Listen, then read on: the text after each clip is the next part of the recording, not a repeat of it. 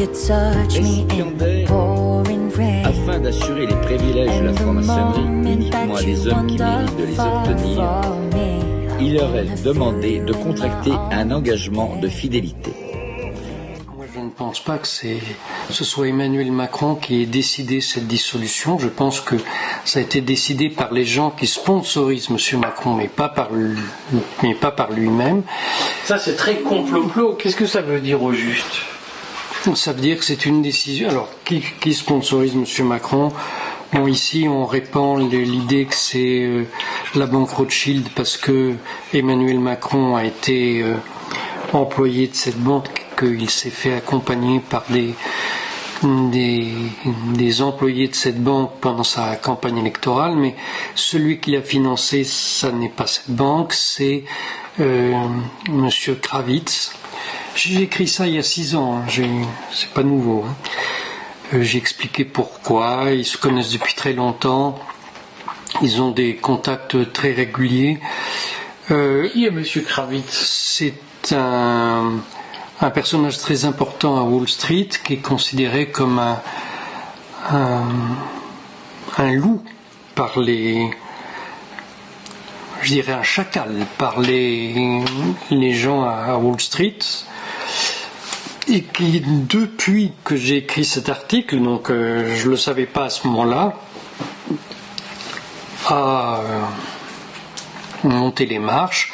Sa femme est devenue la présidente du groupe de Bilderberg. Macron ne tombera que sur ce sujet. Bien sûr qu'on le fait chanter. Est-ce que j'ai vu ? Alors je vais vous dire. 850 magistrats liés au narcotrafic et à la pédocriminalité, dont au moins 130 sont des pédocriminels. 54 militaires haut gradés en France qui sont pédophiles et environ 130 qui sont liés au narcotrafic et à la pédocriminalité. 15 préfets en France qui sont liés à la pédocriminalité et au narcotrafic, dont 3 sont des pédocriminels identifiés comme tels. C'est le bilan de la France, mais pas seulement. Ici, la chute du bolsonarisme permet maintenant à l'État fédéral de nettoyer le pays, puisqu'ici aussi, on va assister à un renforcement de la République ici au Brésil, de la République fédérative, et une chute de la République en France, et des espèces d'effets de va-et-vient comme ça de chaque côté de l'Atlantique qui sont assez courants. Ça s'est déjà passé au cours de l'histoire. This court is so sick and tired of seeing adults ruin and abuse children. These are literally just one step from being babies. They come to a daycare, those parents struggle so that when they release their children to someone during the day, they have some semblance that that child is going to be protected and safe. Not let alone 2 of their children being raped by your own admission, sir.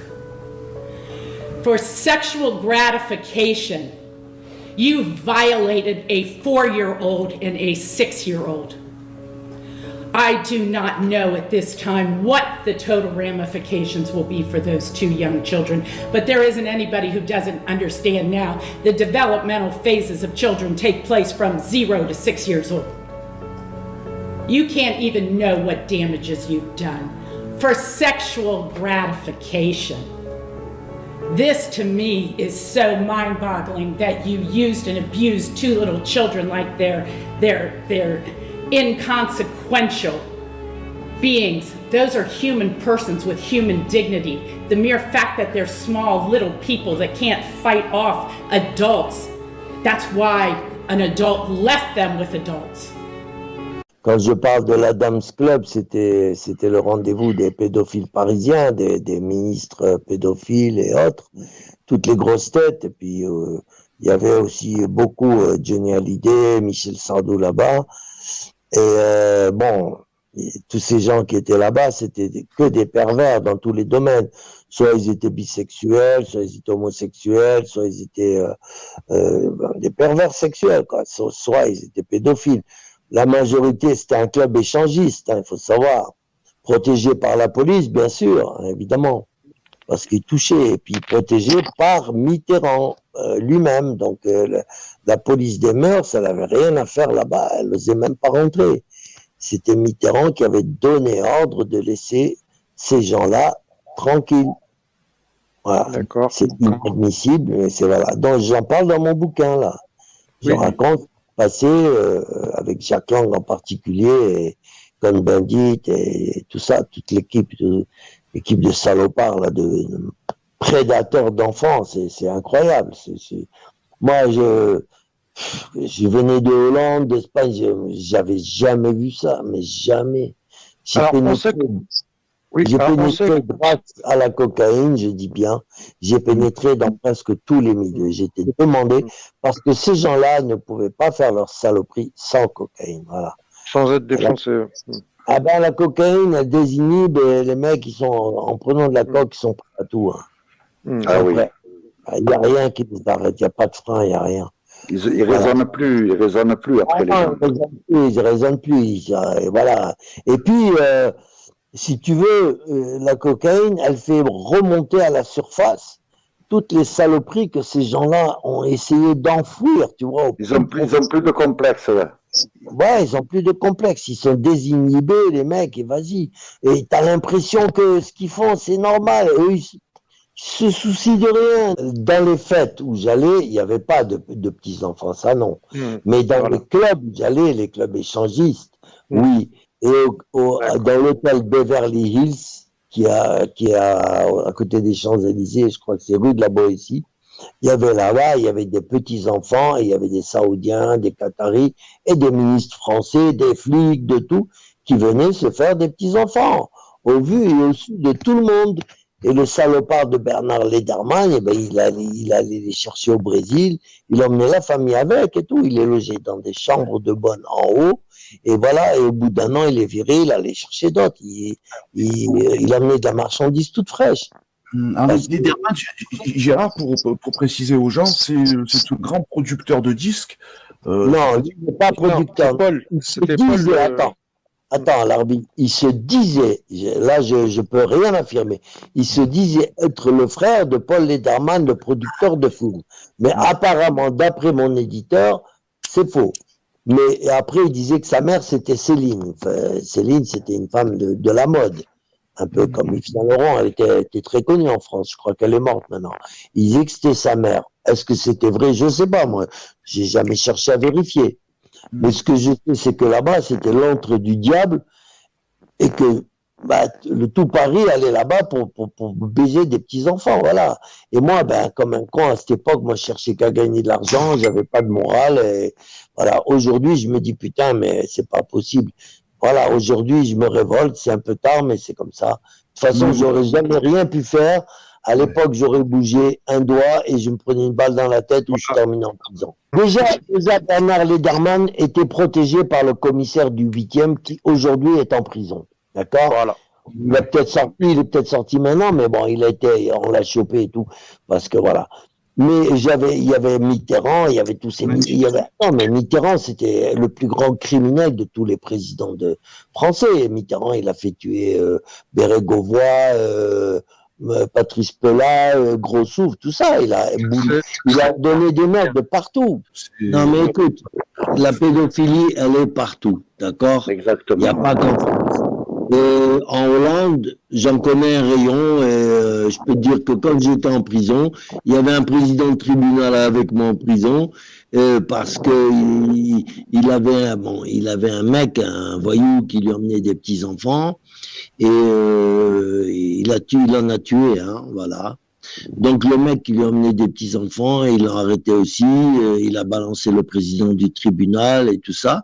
Voilà, il était là pour pédophilie. Elle est partout, la pédophilie, attention, elle est même dans la famille royale d'Angleterre, elle est partout, attention. Mais bon, moi, ça m'intéresse pas. Moi, ce qui m'intéresse, c'est la France. Je voulais parler un peu encore de la pédophilie. Je vais le faire. Je fais une conférence le 21 mars à Marseille, au Diamond Club, le Diamond Club, je sais pas si vous connaissez. Bon. Et là, j'ai l'intention de m'étaler sur la pédophilie et d'expliquer pourquoi j'ai décidé de leur faire la guerre et de tout balancer, tout ce que j'ai vu et tout ce que j'ai fait. C'est simple, c'est parce que, à force d'être en prison, moi, ce que j'ai vu à Maubeuge, dans la prison de Maubeuge, ça a commencé à me tracasser un peu, tu vois, tous les pédophiles là-bas qui se la faisaient belle. Alors moi, je voudrais dire que je pense que la France, moi, dans les autres pays aussi, en France, on protège trop bien les pédophiles. Moi, ce qui m'a dégoûté, c'est quand il y avait un mec, mon voisin, c'est un vieux, il avait 84 ans.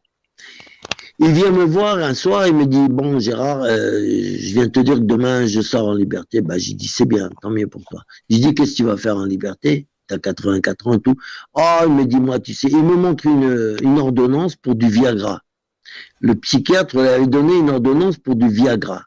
Mais putain de merde, le psychiatre, il sait très bien que cet enculé, s'il prend du Viagra, c'est pour aller violer encore un enfant. Putain.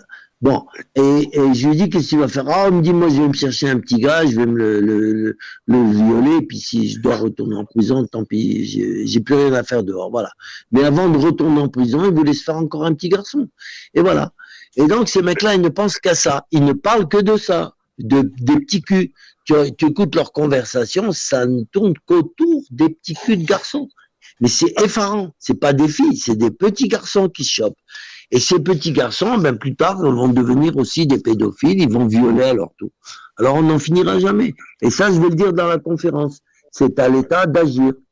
Muriel Cousin m'a bien raconté que Gérard Miller l'avait violée sous hypnose, qu'elle s'était réveillée en plein milieu, il était en train de la violer, et que Gérard Miller est un coutumier du fait. Donc je lance un appel et je répète bien que Muriel Cousin m'a bien raconté à l'époque où nous étions amants qu'elle avait été violée par Gérard Miller sous hypnose, et Gérard Miller a écrit un livre dont le titre est L'hypnose, où il se vante à demi-mot de se servir de ça pour abuser des jeunes femmes.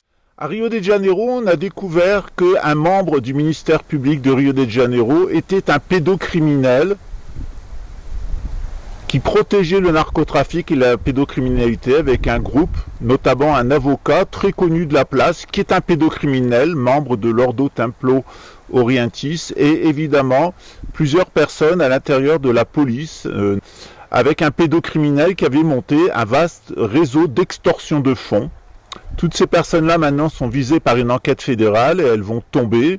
Elles vont tomber parce que finalement un agent de la DGSE, pédocriminel et narcotrafiquant, a rien trouvé de mieux que d'activer ici son petit réseau pour mener à bien sa mission contre moi. On m'en a envoyé 2, vous le savez, je devrais même dire 3. En France, ça se nettoie. Je vous invite à regarder à la suite l'interview qu'a donnée Morab El Attab sur la question. C'est quelqu'un qui est très bien renseigné sur la question de la pédocriminalité. C'est certainement ce qui va faire tomber la Macronie, puisque c'est déjà le cas en Israël. En Israël, il y a un vaste courant maintenant de dénonciation des pédocriminels. C'était le cas aux États-Unis déjà depuis plusieurs années. Ça commence à s'intensifier. Il y a eu un écran de fumée qui a été organisé à travers les réseaux complotistes, puisque les complotistes sont des gens qui sont amoureux de leur propre théorie, à tel point que quand l'intelligence artificielle leur produit des fake news en boucle, eh bien, ils les reproduisent. Ça a d'ailleurs rapporté beaucoup d'argent, notamment à Léo des décodeurs, qui a été certainement la principale source de fake news sur le domaine du conspirationnisme, qui justement permet l'impunité des réseaux pédophiles. Donc les complotistes, dont Léo des décodeurs, est certainement le meilleur agent de la pédocriminalité et du narcotrafic. C'est pour ça qu'il a été sélectionné. Évidemment, on l'a pas mis où il est pour ses capacités intellectuelles et ses capacités à faire du journalisme. On avait besoin d'un halluciné mental, ce qu'il est, puisqu'il dit lui-même qu'un jour il avait plus d'argent, sa femme non plus, il est allé dans une montagne, il était avec son téléphone et au pas lui a parlé dans sa tête. Lui dit-il, pas une voix comme Jeanne d'Arc, non, quelque chose qui venait de l'intérieur. Vous êtes dans des purs produits du MK Ultra, c'est-à-dire de fabrication d'individus totalement synthétiques au service du système. Ce système, il repose entièrement sur le narcotrafic, la pédocriminalité comme instrument de chantage, et aussi un vaste schéma d'escroquerie bancaire au niveau mondial. Eh bien, c'est ce dont on va parler aujourd'hui, et quelle sera la solution du roi de France pour se débarrasser de ces magistrats, de ces généraux, de ces fonctionnaires, de ces préfets qui ont tous participé à la narco-pédocratie républicaine de l'anti-France. I feel you touch me in the pouring rain, and the moment that you wander far from me, I wanna feel you in my arms again, and you come to me on a summer. Macron ne tombera que sur ce sujet. Bien sûr qu'on le fait chanter. Est-ce que j'ai vu? Alors je vais vous dire une chose, la clé pour éviter le chaos de manière temporaire. Voilà ce que j'allais vous demander. C'est de asphyxier la pédomagistrature. Le mondialisme, c'est du communisme privatisé. Ils ont besoin de pomper l'argent public pour financer leur saloperie. Et l'affaire Marianne, c'est énorme. Parce que, vous savez quoi? Ça a financé tous les petits salopards qui nous ont craché dessus. Pourquoi moi, dans une affaire où j'avais prouvé matériellement qu'il y avait un trafic de passeports d'enfants à la préfecture de police de Paris.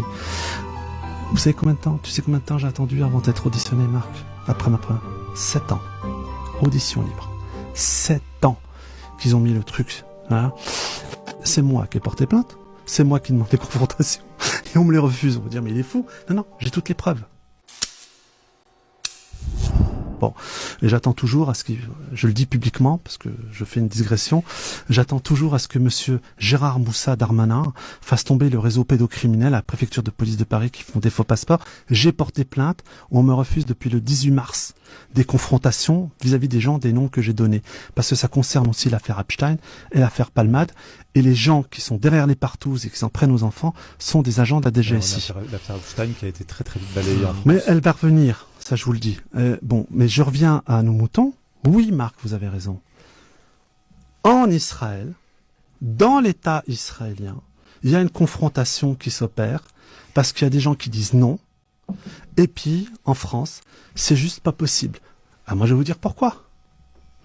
Bah, regardez ce que les Israéliens ont affiché dans le plus grand marché de Tel Aviv. Imagine Macron, si Jean-Michel est pris en otage par le Hamas. Partout. Alors, le petit qu'on a ici, j'ai du mal à le taxer de président parce qu'il cautionne aussi l'empêchement de l'enquête à la préfecture de police. Tu penses qu'on peut le faire chanter là sur cette affaire alors, moi je vais vous dire une chose, je l'ai lu, la biographie. Bien sûr qu'on le fait chanter. Est-ce que j'ai vu? Quand il y a 5 ans déjà, j'organisais 7 ans, parce que tu étais présent, les premières manifs contre la pédocriminalité. Macron ne tombera que sur ce sujet. Macron ne tombera. Tout est sorti. Ubergate, il est tombé? Tous les malins là qui disaient alternative, oh, vous allez voir, c'est grave, j'ai un scoop. C'est tombé? Non. Il est tombé sur l'affaire Rothschildgate avec des comptes via un trust qu'il a à Guernsey? Non. Il est tombé sur l'affaire McKinsey, 2 milliards d'argent public? Non. Alstom. Il est tombé sur Alstom? Non. Il est tombé, attendez, par an, il vend entre 100 et 200 bijoux de technologie française aux Américains. C'est-à-dire qu'aujourd'hui, on ne peut même pas faire de satellites tueurs dans l'espace parce qu'on a vendu une technologie aux Américains qui fait qu'on peut créer que des satellites d'observation. Ça va très loin. C'est-à-dire que même dans la guerre de l'espace, qui est la guerre d'aujourd'hui dont aucun des candidats ne parle, d'accord? Bon, même là, on ne peut pas agir parce que ce pion, je sais pas, ce garçon, cet agent MK sous contrôle, manifestement, il a des problèmes. Alors après, bon, je m'attends là, mais ils vont avoir du mal parce que Rudi Reichstag, j'ai déjà prévenu ainsi que toute la bande, vous êtes des antiracistes. J'ai l'impression que le sentiment que vous y allez très fort lorsque c'est quelqu'un qui a un nom en consonance. Et puis je leur dis, et je le répète publiquement, et j'insiste là-dessus. Moi, j'ai un ami journaliste qui a été tué.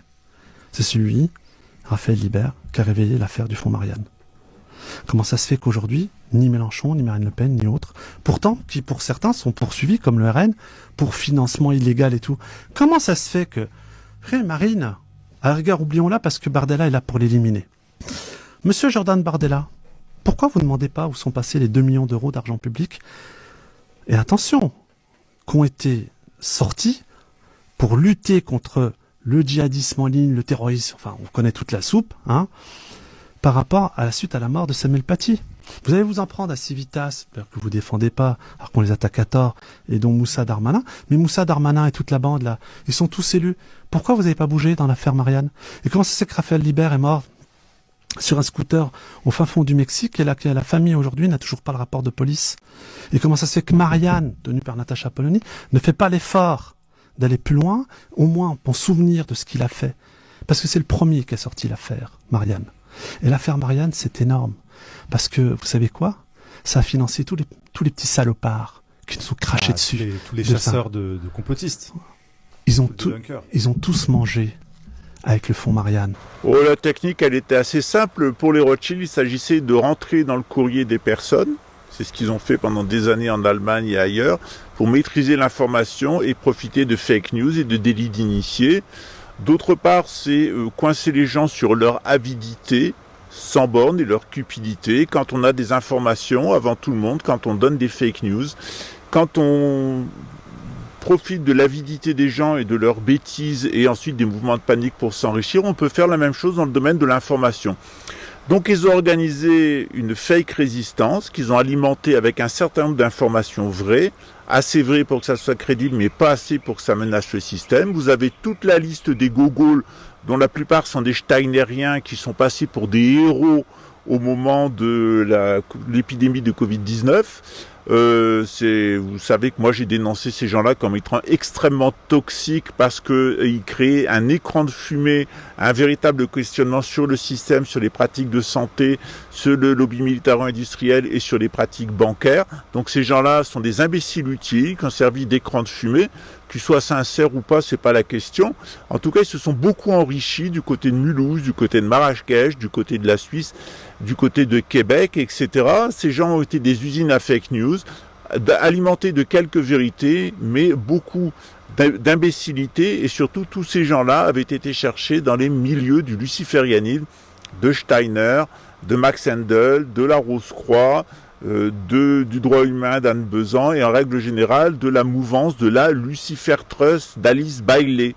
Et c'est à ça que ça a servi, c'est à utiliser ces imbéciles utiles qui ont touché des centaines de milliers d'euros en donations pour créer un mouvement complotiste complètement délirant et discréditer la résistance, et derrière financer des débunkers de complotistes qui ont reçu des centaines de millions d'euros de l'État pédocratique de la République française. Voilà, bravo aux deux, hein. Bravo d'abord aux complotistes dont on a expliqué dès le début qu'ils auraient plutôt intérêt à se taire dans la mesure où ils sont tous dans le New Age et qui vont amener les gens dans des chemins erronés, et d'autre part les débunkers de complotistes qu'ils étaient complètement au service d'un système pédo-narco-criminel, et on y est maintenant. Lucifer, c'est un ange. Mais il faut lire un petit peu quand même, un minimum. Tout le monde le sait que Lucifer est Satan, que Lucifer est un ange, un archange. Alors un ange ou un archange? Moi je pense que c'est un ange. Bon. Il y en a qui disent que c'est un archange. Bon. C'est un archange qui s'est sacrifié pour sauver l'humanité et pour nous aider à évoluer plus rapidement. Hein? Sans intervention luciférienne au jardin d'Éden, Adam et Ève seraient restés des animaux. Non conscients, non soi conscients. Et je vais rejoindre ce que disait Pierre tout à l'heure. Ils ont une particularité, ces gens-là. Le mondialisme, c'est du communisme privatisé. Ils ont besoin de pomper l'argent public pour financer leur saloperie. Donc l'argent des Français. Théorie du genre, ils font payer la sécu. L'argent des Français. On va s'en prendre à ceux qui vont délivrer de la vérité, faire de l'information, c'est votre boulot, et vous le faites encore ce soir. Et merci Marc, tu le fais encore ce soir. De l'argent public. Toujours de l'argent public. C'est jamais leur pognon qui sort. Jamais. Et les Français, ils les prennent pour des vaches à lait. Et en plus de ça, ceux qui sont censés défendre les Français dans le cadre d'une élection ne le font pas. Ils vont jamais sur ces sujets-là. Mais comment ça? Tu dis que tu veux faire un audit. Là, tu as la preuve matérielle qu'il y a 2 millions d'euros qui ont servi à des canailles. Des gens qui viennent nous traiter de tous les noms. D'ailleurs, ils le font jamais en face. Ils sont seuls sur les plateaux télé. Il n'y a pas de contradicteurs. On leur donne des émissions. Mais attends, c'est qui ces types? Et en fin de compte, ils sont tous gavés 300 000 euros, 600 000 euros. Et en commission parlementaire, tu as vu la morve? Hein, le côté presque hautain, mais comment ça, j'ai à rendre des comptes? Mais comment ça, t'as écrit un rapport de même pas 10 pages, t'as touché 300 000 euros. Moi, je connais pas un Français qui se lève le matin, hein, puis qui fait ça en 2 heures et qui touche autant. Et pourquoi là, il n'y a pas de commission? Pourquoi là, on ne demande pas des comptes? Pourquoi moi, dans une affaire où j'avais prouvé matériellement qu'il y avait un trafic de passeports d'enfants à la préfecture de police de Paris, vous savez combien de temps? Tu sais combien de temps j'ai attendu avant d'être auditionné, Marc? Après ma première 7 ans. Audition libre.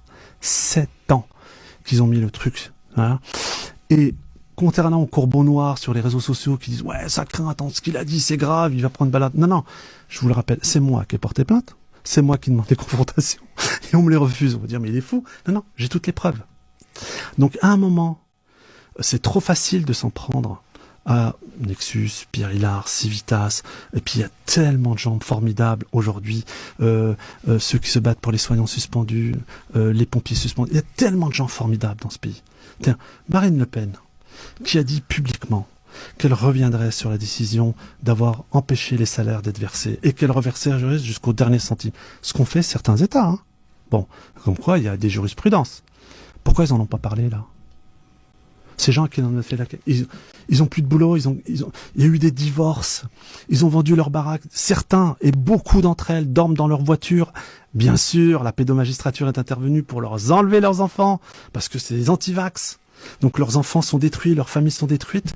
Alors je vais vous dire une chose, la clé pour éviter le chaos de manière temporaire. Voilà, ce que j'allais vous demander. C'est de asphyxier la pédomagistrature. Il y a 8500 magistrats en France. Allez, il y en a 1000. Racistes, racialistes, anti-français, pédocriminels, qui sont dans l'impunité totale parce qu'aujourd'hui, le seul métier en France où bénéficier de l'impunité, c'est le métier de magistrat. Et il faut modifier l'ordonnance de 58 à ce que les magistrats commencent à rendre des comptes pénalement et professionnellement. Et les Français le réclament. 80% des Français disent que les décisions de justice sont injustes. Et attendez, le rapport Left au Parlement européen a révélé enfin publiquement que la France était une justice arbitraire. Est-ce que vous vous rendez compte de la résonance mondiale? Nous qui étions Saint-Louis sous son chêne, à rendre le droit, à ne pas opprimer la victime. Tout est inversé dans ce pays. Et Macron sait une chose. Et c'est pour ça que toutes les affaires dont je vous ai révélé tout à l'heure, l'affaire Colère, avec GMC, l'affaire Athos, avec monsieur Édouard Philippe, et l'affaire Areva aussi, le concert. Moi, je peux tous les prendre, un par un. Ils ont tous des casseroles, et ils sont pas cooptés pour rien. Comment ça se... Vous gagnerez, peuple de France, vous gagnerez, si vous asphyxiez les pédomagistrats. Parce que quand il y a 12 000 gilets jaunes, qui passent comme ça à la chaîne et que vous avez 400 peines de prison ferme derrière, hein, et dont certains gilets jaunes avaient entre-temps frappé, caillassé, tout le bordel. Bon, à un moment, la première guerre civile, peut-être qu'elle aura lieu entre le peuple de France et les tribunaux de France, ça s'est passé au Moyen-Âge, et le peuple de France et les trésors publics. Et là, quand le peuple de France va aller là-bas et va dire vous voulez condamner les gens qui sont manifestés? On est 10 000 dans le tribunal. Il y a 3 flics. En plus, les flics, vu comment vous les traitez quand ils chopent des délinquants et qu'ils les voient sortir derrière, les mêmes délinquants qui leur crachent à la figure et les mêmes délinquants qui, quand ils les voient faire leurs courses avec leurs femmes et leurs enfants, viennent les insulter publiquement, il n'y a personne pour les défendre. Je doute que cette police ait envie de défendre la pédomagistrature. La question légitime que vous devez vous poser, c'est comment mettre fin à ces réseaux, parce qu'en réalité, c'est une minorité de magistrats, une minorité de policiers, une minorité de militaires, mais c'est une minorité qui est extrêmement active. Bien, tout simplement en la dénonçant. C'est ce que j'ai fait depuis l'âge de 14 ans et j'en ai assumé les connaissances, les conséquences. Bien entendu, les pédophiles, les pédocriminels se défendent toujours d'être des pédocriminels, vous accusent toujours d'être des menteurs, vous font toujours des procès en diffamation. Mais il y a certainement une chose qu'ignorent toujours les pédocriminels, c'est quelle que soit l'ampleur de leur culte à Satan, quelle que soit l'ampleur de leur soumission au système qui les a utilisés parce qu'ils sont vicieux, et le système a besoin de ces vicieux-là en les promouvant en permanence, en leur donnant de la promotion pour pouvoir les utiliser à des postes clés. Il y a toujours la loi de rétribution. Ils seront châtiés de leurs crimes, pas seulement en ce monde, mais dans le suivant. En tout cas, il y a toujours un moment où les systèmes s'effondrent. Et en ce moment, on est en train d'assister à la fin de la pédocratie républicaine en France et la fin des monarchistes pédophiles liés aux Orléans de Rio de Janeiro. Et c'est assez amusant d'ailleurs que en France, j'ai aidé à faire tomber cette république des pédocriminels et ce n'est pas fini. Et au Brésil, j'ai fait tomber et je suis en train de faire tomber cette monarchie des pédocriminels. En réalité, c'est pas une question de république et c'est pas une question de monarchie, vous l'avez compris, c'est une question de pédocriminels. Quand un homme pense que sa carrière peut entièrement être faite toute sa vie, son succès, son argent, sa représentativité sociale, à la condition qu'il soumette des enfants à des horreurs sexuelles, voire à des crimes satanistes de sang, on mesure le niveau d'imbécilité, on devrait dire, de ces personnages. Très souvent, c'est des gens de très basse extraction qui sont avec des familles problématiques, des familles où il y a déjà des traumatismes de pédocriminalité, déjà des traumatismes de toxicomanie, d'alcoolisme. Et évidemment, le système pédocratique est allé chercher ces individus pour maintenir son pouvoir, organiser l'énorme hold-up auquel on assiste. D'un côté, tenir les gens tranquilles avec des drogues légales et illégales, et de l'autre côté, pour ceux qui bougent, envoyer le système répressif ou l'armée. C'est comme ça que ça a fonctionné très longtemps, sauf que maintenant, la mi-temps est sifflée. Je devrais dire qu'on vit le dernier round de ce système. Vous allez assister, et on assiste en ce moment au Brésil, à un nettoyage des milieux monarchistes de l'extrême droite, complètement pourris, liés à l'orléanisme. Et en France, on assiste à une chute de la République pédocratique qui est liée aussi aux orléanistes. C'est quand même bizarre que des deux côtés de l'Atlantique, dès qu'on parle pourriture, on trouve les Orléans, une certaine banque commençant par R et une certaine secte d'illuminés commençant par L. Comme quoi, c'est peut-être dans le Talmud qu'on devrait aller chercher les sources de ces comportements déviants. Et également dans l'islam, chez les yézidis. En tout cas, c'est ce que j'essaye de vous démontrer depuis 15 jours. On a assisté à l'ouverture de la 7e tour du diable, et l'ouverture de cette 7e tour du diable va amener des conséquences.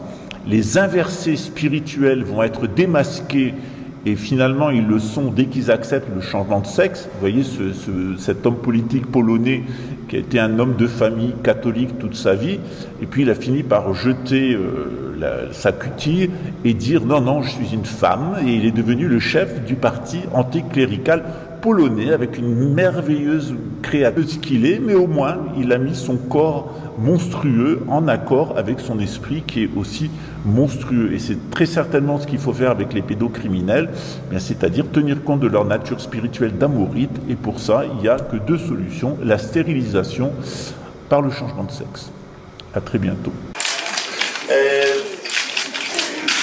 Ja wczoraj przeczytałam wypowiedź pana prezydenta Lecha Wałęsy na temat tego, gdzie powinny znajdować się osoby homoseksualne, że powinny być na końcu w Sejmie, a może nawet za ścianą. Jestem tym ogromnie zawiedziona, bo jest to człowiek symbol, człowiek, który był symbolem Solidarności, która zmieniła nasze życie, a jednak nie potrafił w sobie przełamać właśnie ograniczeń takich umysłowych, które pozwalają mu innych ludzi stawiać za murem. To Janusz o tym już mówił, więc nie będę się powtarzała, ale myślę, że wokół nas wszędzie znajdziecie właśnie takie przejawy niechęci do drugiego człowieka, niczym nieuzasadnione. Nieuzasadnione jego jakimś złym działaniem, wrogim działaniem wobec nas, ale napaść dla samej napaści, rezerwa dla samej rezerwy, ostrożność większa niż potrzebna, zamiast po prostu przyjrzeć się drugiemu człowiekowi.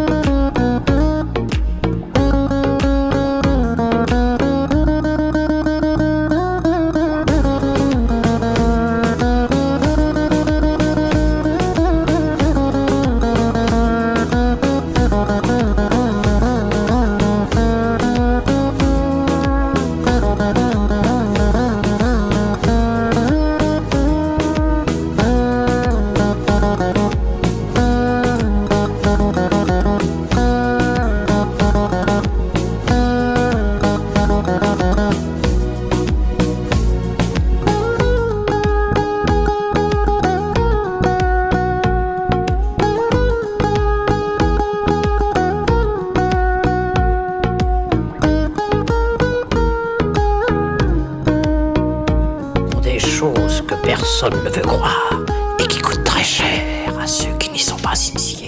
Te voilà prestement initié au secret de la pomme. En feras-tu bon usage? Show you how strong I am. I put my armor on, I show you that I am. I'm unstoppable.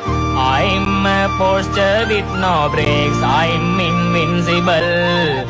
I win every single game. I'm so powerful. I don't need batteries to play. I'm so confident. I'm unstoppable today, unstoppable today, yeah. I put my armor on, I show you that I am. I'm unstoppable, I'm a posture with no brakes, I'm invincible. I win every single game, I'm so powerful. I don't need batteries to play, I'm so confident.